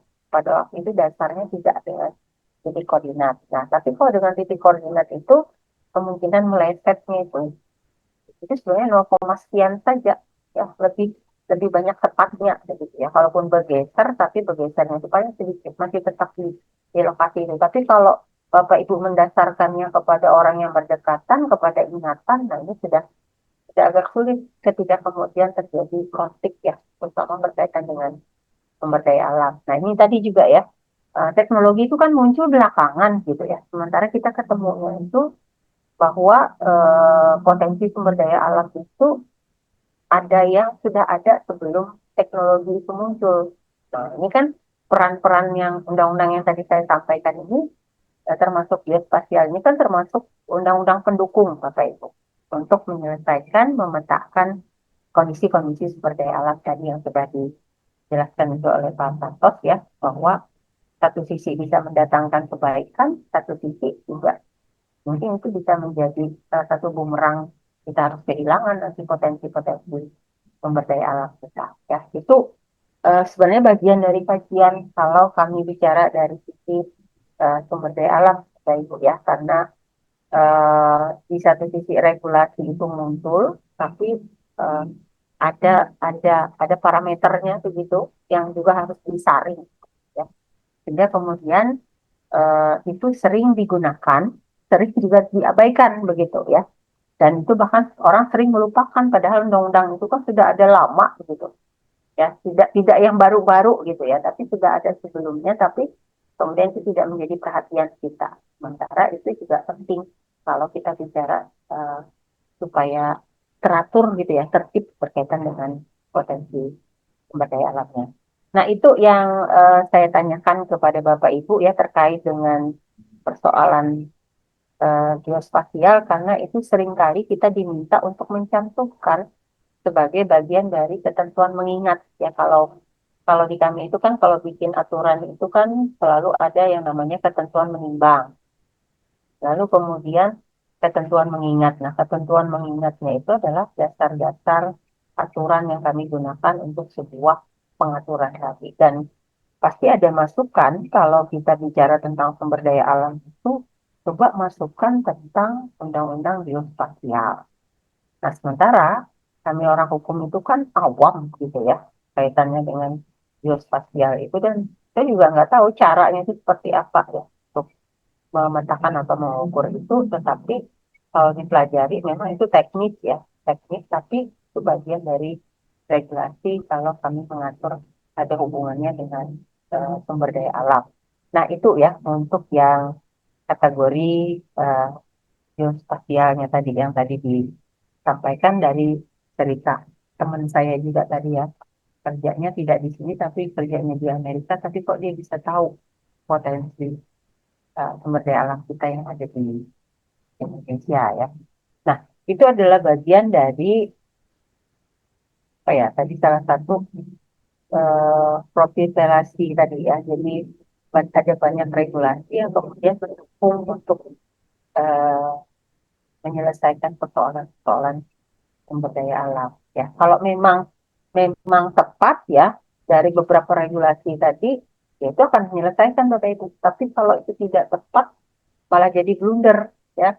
Yang ada itu kalau bicara sumber daya alam itu, mohon maaf Bapak Ibu, saya itu kalau sudah diminta untuk memberikan semacam keterangan gitu ya, saya itu capek sendiri. Dan capeknya kenapa? Karena saya nggak bisa pakainya satu undang-undang. Nah, sementara kadang-kadang saya juga bisa kurang gitu ya. Jadi misalnya saya sudah ketemu 5 ya, yang ini bisa menyelesaikan satu pokok perkara begitu ya. Ternyata nggak bisa 5, harus ada 6 atau 7 lagi. Nah, belajar itu kan Bapak Ibu juga nggak mudah ya. Makanya kan kalau di bidang saya ini, termasuk mahasiswanya tuh peminatnya sedikit. Ya, karena dianggap bidang kami itu sulit. Ya, jadi kalau di kami itu bidangnya itu kan ada bidang hukum pidana, perdata, kemudian hukum tata negara, hukum administrasi negara, sama hukum adat. Nah, saya ini masuknya bidang hukum administrasi negara yang di dalamnya itu ngurusin tanah, ngurusin lingkungan, ngurusin pajak, ngurusin ketenaga kerjaan. Nah, ini kan ribet ya Bapak Ibu ya. Jadi nggak bisa pegangan itu nggak bisa satu undang-undang. Tapi kalau Bapak Ibu misalnya bidangnya pidana, dia cukup pegangnya KUHP sama KUHAP. Dua itu aja, kuasai itu. Jika kami tidak ketemu 30 undang-undang, 30 undang-undang, itu juga harus dipelajari begitu ya. Nah, karena apa? Karena masalah kami kompleks. Cuman sedikit elitnya Bapak Ibu, hubungan kami ini selalu dengan pemerintah. Ya, yang kami kejar itu pasti pemerintah. Pemerintahnya ini sudah benar atau tidak. Ya, karena kembali lagi tidak semua itu salah investor kalau bicara sumber daya alam. Mungkin saja pada level pemerintah. Tapi ingat pemerintah ini tidak semua, tapi oknum. Ya, itu yang juga harus kita pahami ya. Jadi oknum di pemerintah itu mungkin ada yang saja dalam hal pengelolaan sumber daya alam itu dia tidak berpihak kepada juga integrasi tadi. Jadi kecenderungannya oh kita lebih penting persoalan ekonomi. Ya udahlah, saya kasih paraf, saya kasih rekomendasi begitu. Nah, tadi terkait dengan yang Pak Santo sampaikan, bagaimana kalau posisinya HP-nya mati? Apakah itu bisa terdetek kan begitu ya? Nah, itu juga bagian yang dilakukan oleh orang hukum saat ini ya. Apalagi kalau Bapak Ibu ketemunya, kalau Bapak Ibu ketemunya orang-orang yang kerjanya di BIN, kemudian KPK itu dia kantornya satu aja Bapak Ibu. Jadi dia kalau ke daerah-daerah ini dia nggak punya kantor. Jadi kalau cuman nanti ketemunya itu mereka itu tidak seperti pegawai biasa. Mereka itu seperti orang yang nyamar begitu ya. Padahal kalau Bapak Ibu lihat KPK itu karyawannya 5.000 orang. Tapi 5.000 orang itu nggak terlihat disebar di seluruh wilayah Indonesia. Nah, posisinya kayak badan intelijen itu ya. Jadi kebetulan saya punya 2 mahasiswa. Jadi tiga mahasiswa S2 saya itu sekarang dari BIN. Cuman BIN-nya itu ada yang bagian bahasa ya. Jadi kayak semacam tanggi gitu ya. Tanggi atau morse begitu ya. Jadi mendetek kalau misalnya dia bilang itu biasanya aktivitas kegiatan yang mencurigakan itu biasanya ada di malam hari sampai mendekati subuh. Itu bagian dari dia bicara dari sisi perspektif ya. Nah, itu kalau saya sampaikan berkaitan dengan sumber daya alam tadi ya. Kalau kita berkaitan dengan teknologi itu uh, kesulitan kami orang hukum untuk membahasakannya di dalam bahasa-bahasa hukum kami ya. Terutama kalau kami bicara laboratorium, kami bicara tentang pembuktian, itu kami yang agak kesulitan karena kami ini bidangnya kan tidak bisa dalam hal-hal teknis, makanya kemudian dalam penegakan hukum, terutama hukum sumber daya alam dan lingkungan itu membahasakan istilah-istilah teknis tadi itu ke dalam bahasa hukum. Itu sulit kan? Ya, merumuskan itu tuh paling sulit ya. Sehingga kemudian yang terjadi itu adalah ya perdebatan dalam merumuskan apa yang dimaksudkan dengan ini itu ya beda dengan kalau di Waisak itu kan dia ketemunya satu, kalau di kamu itu harus ketemu banyak dulu jadi dirundingkan dikoordinasikan baru bisa ketemunya satu masalah ya. Nah itu yang harus saya sampaikan kepada Bapak Ibu karena memang rumit, sumber daya alam ini rumit, yang rumitnya itu dari sisi regulasi, dari sisi kelembagaannya itu kami agak kesulitan untuk menyelesaikannya karena ini dua hal yang berbeda. Kalau di regulasi kami agak mudah, tapi ketika kami masuk pada koordinasi, kerjasama, kemudian hubungan kelembagaan, nah itu sudah bukan di kami, tapi mungkin di Pak Komarudin, kemudian di Pak Esa, kemudian di Pak Taufik atau ke di Ismail. Tapi kalau dari sisi akademisi, mungkin kami bisa menyelesaikannya untuk persoalan kebijakan. Nah, jadi eh, yang ingin saya simpulkan tuh begini ya Bapak Ibu. Karena Bapak Ibu ini kan bicara kebijakan pengelolaan sumber daya alam. Kebijakan pengelolaan sumber daya alam kita di Indonesia ini saat ini itu masih belum satu persepsi yang sama. Jadi kalau disimpulkan secara umumnya itu di situ. Kita ini belum ketemu gitu ya, belum Masih ketemu. carut marut. Nah, justru makin carut marut. Nah, carut marutnya itu apa? Ya itu tadi eh, kami jadi bingung, makin tambah banyak yang kami harus selesaikan, tapi yang ada ini aja belum selesai gitu ya. Jadi muncul lagi nih pemikiran-pemikiran baru ya. Jadi makanya kemudian kalau ditanya bagaimana kebijakan pengelolaan sumber daya alam, ya belum, ya belum bisa begitu ya, belum baik gitu. Kalau mau bahasa kasarnya lagi, nggak bakalan bisa dikelola baik kalau kebijakannya sendiri itu di level kebijakannya sendiri itu juga eh, belum terselesaikan ya. Kalau bahasa saya itu belum terselesaikan pemikirannya karena tadi banyak yang tumpang tindih, kemudian penafsiran yang berbeda, belum lagi orang yang melaksanakan itu juga belum tentu dia paham ya. Kami orang hukum saja dengan banyaknya regulasi itu juga belum tentu memahami semua. Makanya kan tidak bisa hafal juga satu-satu ya. Apalagi tadi yang sudah saya sampaikan, dari 26 berkembang menjadi 70, Bapak Ibu, dibuat jadi satu. Dibuat jadi satu dan itu tidak menyelesaikan persoalan-persoalan. Dan menurut kami sendiri, orang hukum itu memang sengaja untuk tidak diselesaikan. Ya, karena kepentingan politik tadi. Tidak ada upaya untuk menyelesaikan sebenarnya. Ya. Karena kalau memang mau diselesaikan itu regulasi itu nggak dibuat terus, tidak, tapi justru disederhanakan. Ya, dari 26 coba dibuat menjadi 3 lah. Tapi 3 itu kompleks, dia mengatur semua. Ini enggak kan? Beranak, belum lagi muncul yang lain-lainnya. Nah, akhirnya apa sasarannya? Orang hukum lah, beginilah, begitulah ya. Tapi sebenarnya orang hukum belum tentu juga punya kepentingan. Cuman karena kebetulan bidang itu yang ilmunya memang belajar untuk menyusunnya, ya mau nggak mau kan kita orang hukum yang coba untuk membuat itu, sementara isi ini tidak murni dari kami orang hukum. Nah itu ya. Jadi kalau kalau Bapak Ibu mau bertanya ke saya bagaimana kebijakannya, ya saya hanya bisa menjelaskan sih di situ, tapi dengan berbagai referensi tadi ya. Saya itu masih pada saya tidak bicara pada teori ya Bapak Ibu ya. Saya bicara ini pada regulasi.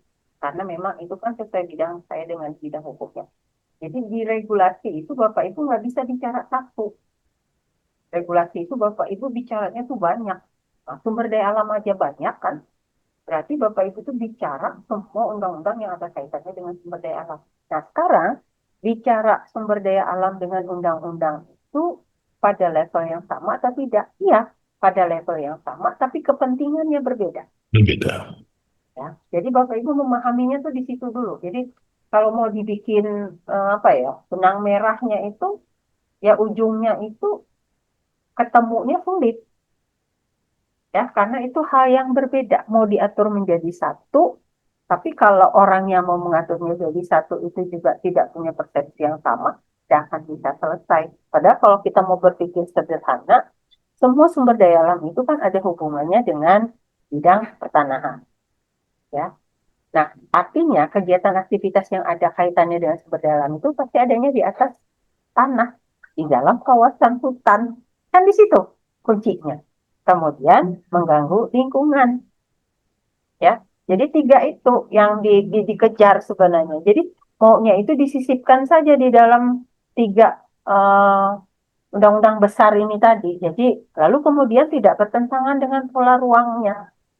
Nah, itu backgroundnya ya. Jadi kalau mau dibangun itu Bapak Ibu, sebenarnya membangunnya itu hanya tidak boleh bertentangan dengan tata ruang, kemudian tidak boleh bertentangan dengan Undang-Undang 560 tentang tanahnya, kemudian tidak merusak lingkungannya. Nah, baru bisa Bapak Ibu masukkan nih undang-undang sektoralnya tadi. Itu kalau dibuat dalam bahasa yang sederhana ya, dari berbagai regulasi yang ada tadi. Tapi kembali lagi politiknya tidak ke arah situ. Tidak berusaha untuk menjadikan itu satu. Tapi tadi yang disampaikan Pak Taufik membuat itu makin orang berpikir untuk mengkaji banyak hal dari beberapa regulasi yang ada. Tidak bisa berusaha untuk duduk satu tempat begitu ya, untuk bisa menyelesaikan persoalan sumber daya alam tadi. Tapi kan teorinya Bapak Ibu tadi sudah saya sampaikan, tujuannya begini, ya, asasnya begini, prinsip yang ingin dianut begini. Kalau bisa itu adil, kalau bisa berkelanjutan. Nah, itu teorinya, ya mau mengarah ke situnya, tapi nggak nyampe sampai ke situ sampai hari ini nggak nyampe.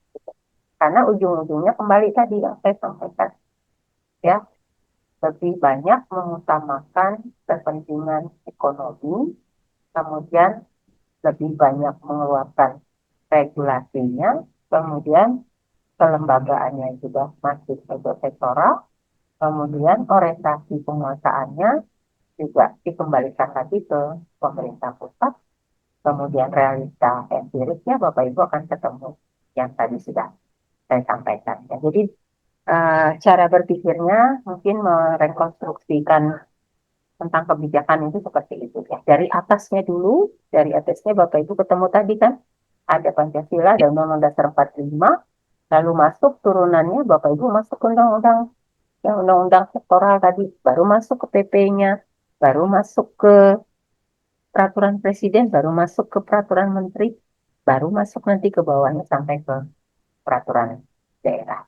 Itu kita mengkonstruksikan dari regulasi. Ya, mungkin begitu ya Bapak Ibu sekalian ya. Silahkan mungkin Ya, ada yang ingin menanggapi atau sudah di absen ya Bapak Ibu ya untuk yang absensi kelas. Ya, sudah Bu. Oke, silakan kalau ada yang mau. Izin Bu, Ya, silakan Pak Taufik.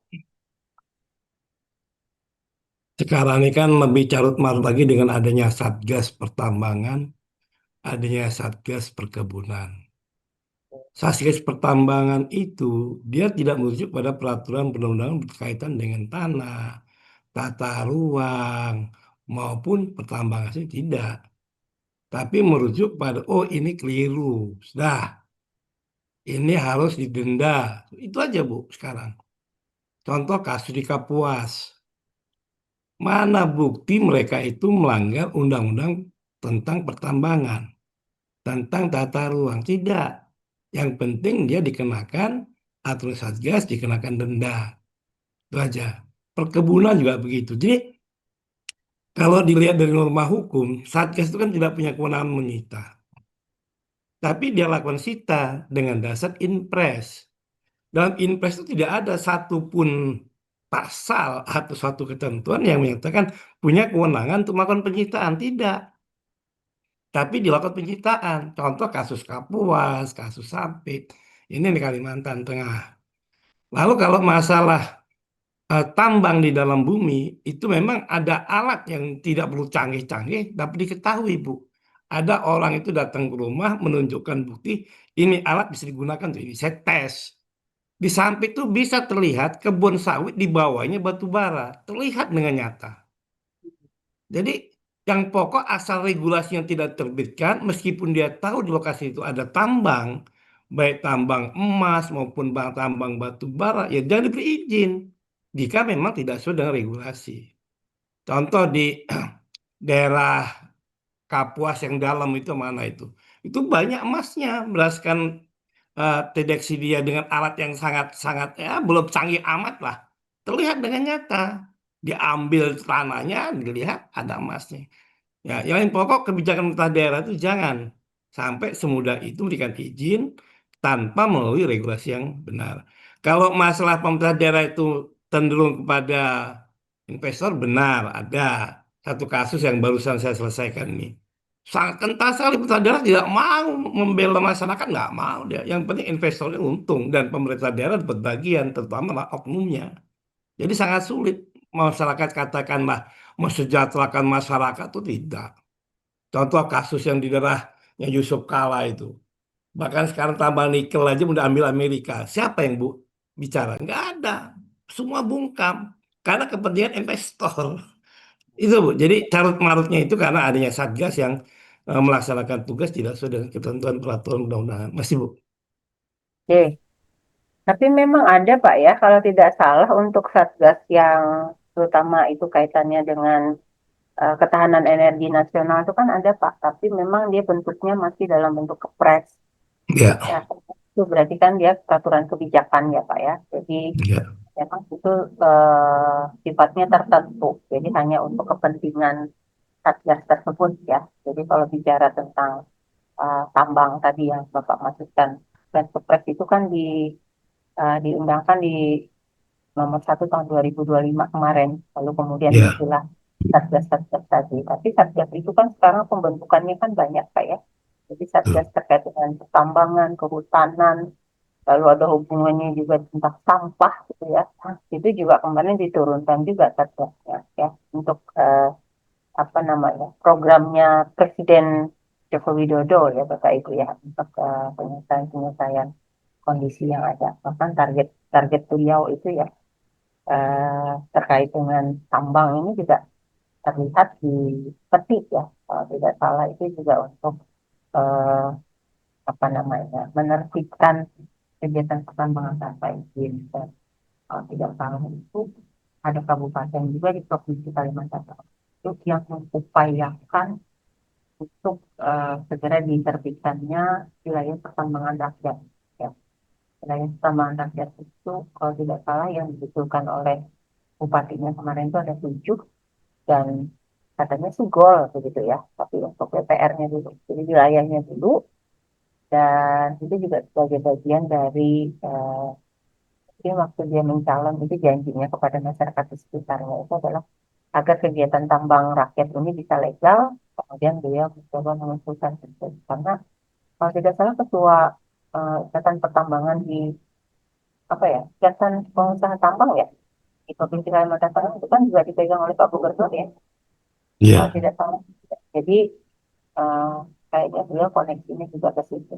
Ya, salah satu kabupaten, saya sebutkan di sini Kabupaten Gunung Mas.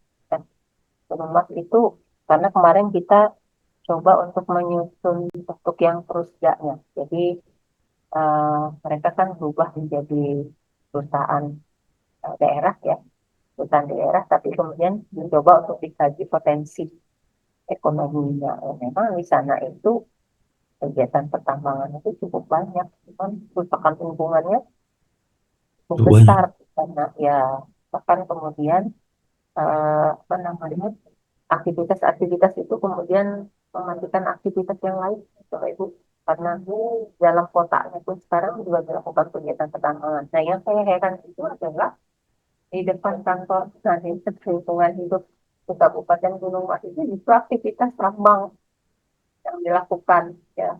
Nah, itu terlihat kalau Bapak itu keluar dari kantor Dinas Lingkungan Hidupnya Kabupaten Gunung Mas itu, di mana orang menambang. Saya nggak tahu itu ilegal kayaknya ya. Tapi ya dekat kantor itu gitu. Nah, untuk penertibannya saya nggak tahu itu seperti apa ya. Jadi ya gitu, Bapak Ibu ya.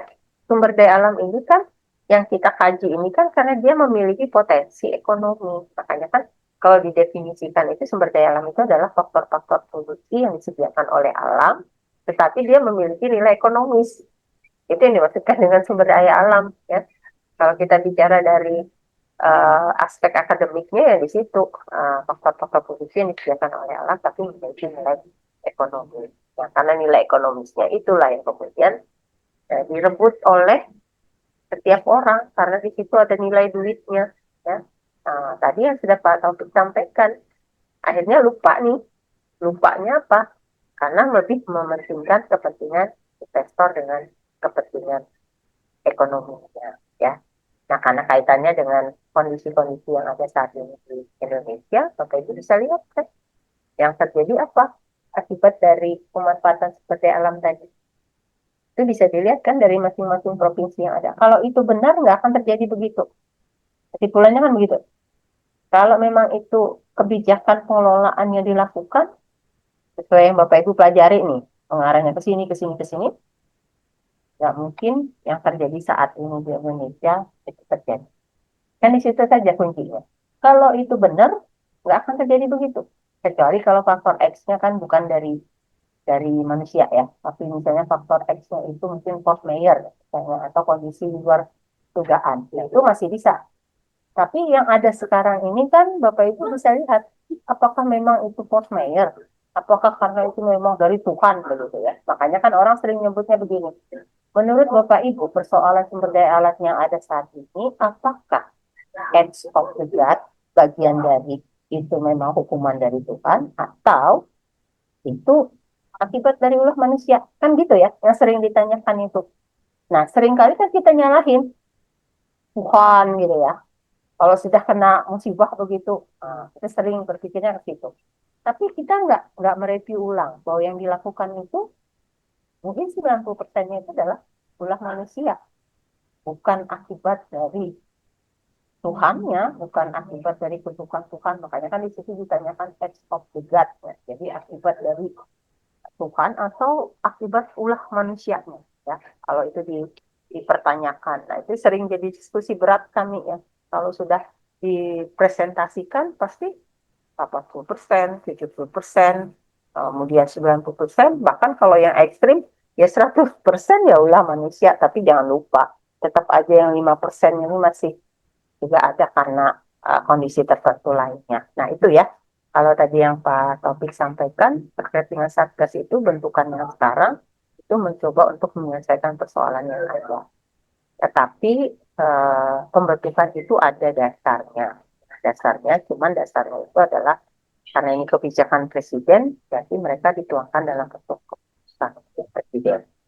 Ya, Satgas-Satgas itu yang di keputusan itu kemudian diturunkan dalam bentuk pasti ada SOP-nya itu Pak ya. Ada SOP mereka melakukan tindakan tersebut karena yang namanya memberikan denda itu Pak ya, itu kan berarti kita mengeluarkan sejumlah uang. Nah, itu nggak bisa kalau Bapak Ibu mengacunya ke pasal 23A Undang-Undang Dasar 45, segala bentuk yang ada hubungannya dengan duit atau kemudian misalnya menarik uang itu harus dasarnya dengan undang-undang.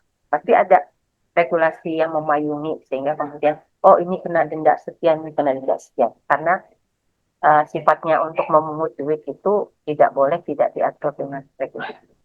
Itu ya Pak ya, kuncinya tuh di situ saja Pak. Jadi kalau mereka itu kemudian misalnya harus memberikan denda, itu nggak bisa kalau tidak dibangi dengan adanya aturan. Karena itu terkait dengan sejumlah dana yang diambil atau sejumlah uang yang dipungut terkait dengan tindakan yang kemudian dianggap oleh Satgas tadi itu bagian dari yang harus ditertibkan gitu ya. Itu ya Bapak Ibu sekalian ya. Karena waktunya sudah tinggal 10 menit ya untuk ke pukul 9. Saya akhiri dulu untuk malam hari ini. Kita masuk di Kamis depan untuk pertemuan saya yang kelima dan sekaligus juga nanti saya akan saya sampaikan tugasnya ya untuk Bapak Ibu dari saya. Siap. Di minggu depannya Bapak Ibu ke Lutera ya. Baik, selamat Si. malam Bapak Ibu. Selamat beristirahat. Kita Salam. lanjutkan. Salam Bu. Selamat malam. Salam, Bu. Terima kasih, Bu. Alam. Mulai. Mana Bos? Mas Joko mengintai. Mas Joko. Siapa Mas Joko itu siapa sih? Wendy, Hah? Wendy Trisakti. Oh, Mas Joko. Pepsa. mendampingi 12 menteri kan kemarin. Pak saya ruwet, lagi ruwet. Banyak Bapak. kunjungan. Dampingin 12 menteri, tapi Pak Topik nggak ada. Padahal Pak Topik itu urusan Satgas itu. Iya, cocok itu. Marahin Satgas itu, Pak.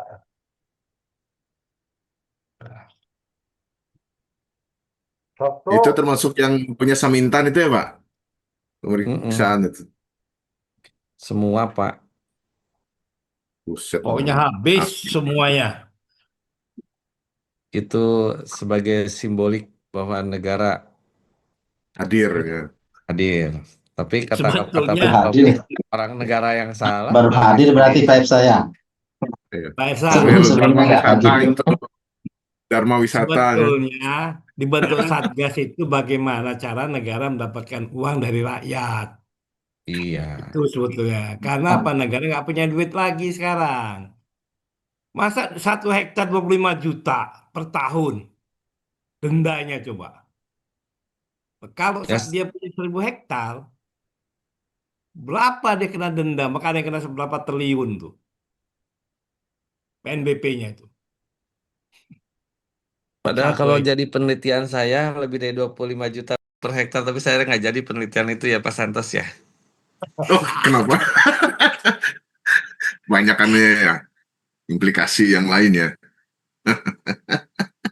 Berat tuh. Hitungannya. Siap Bapak Ibu, kita koma dulu. Oke, udah ngantuk itu Pak Elsa. Sabtu ini kuliah ya kayaknya. Kuliah Pak. Mudahan nggak ya. Pak Komar. Oke. Izin nih. Nah, serah dulu. Oke. Selamat malam Bapak Ibu. Izin lip Pak, Pak Izin. Robi, Pak Topik, Pak Komarudin, Thank you. Pak Santos, Bu Reri, Siap. Oke. Oke. Bu Riris, Pak Joko. Oh. Selamat malam. Selamat malam. Ya, izin lip juga ya.